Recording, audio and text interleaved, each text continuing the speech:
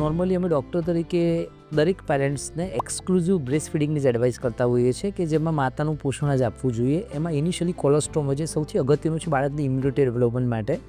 અને બ્રેસ્ટ ફીડિંગના બહુ જ બધા ફાયદા છે, મતલબ કે એનાથી મધરને પણ ફાયદા છે અને બાળકને પણ ફાયદા છે. મધરના ગ્રોથ, ડેવલપમેન્ટ, એના બ્રેસ્ટ ફીડિંગના સિક્રિશન્સ વધારવા માટે, પ્લસ એના હોર્મોનલ બેલેન્સ માટે, મધરના મેન્ટલ સેટિસ્ફેક્શન્સ માટે, આ બધી જ વસ્તુ બહુ જરૂરી છે.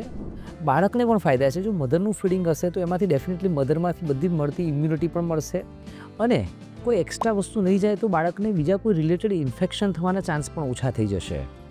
હવે ઘણા બધા પેરેન્ટ્સ અમને સવાલ પૂછતા હોય કે સર મધરનું ફીડિંગ નથી આવતું, ફોર્મ્યુલા ફીડ આપી શકાય કે નહીં, ગાય ભેંસ કે બકરીનું દૂધ આપી શકાય કે નહીં.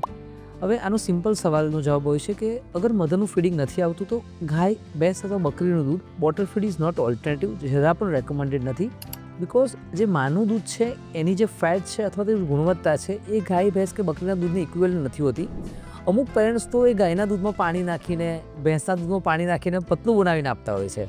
સો એ જરાય રેકમેન્ડેડ નથી, બિકોઝ એનાથી આંતરડાની પાચન ક્ષમતા નબળી પડે છે, બાળકને ઇન્ફેક્શન એટલે એનઈસી, નેક્રોટાઇઝિંગ એન્ટ્રોકોલાઇટિસ થવાના ચાન્સીસ વધતા હોય છે અને બાળકને ઝાડા ઉલટી ઇન્ફેક્શનના ચાન્સીસ વધી જતા હોય છે. સો અમે જરાય રેકમેન્ડ નથી કરતા.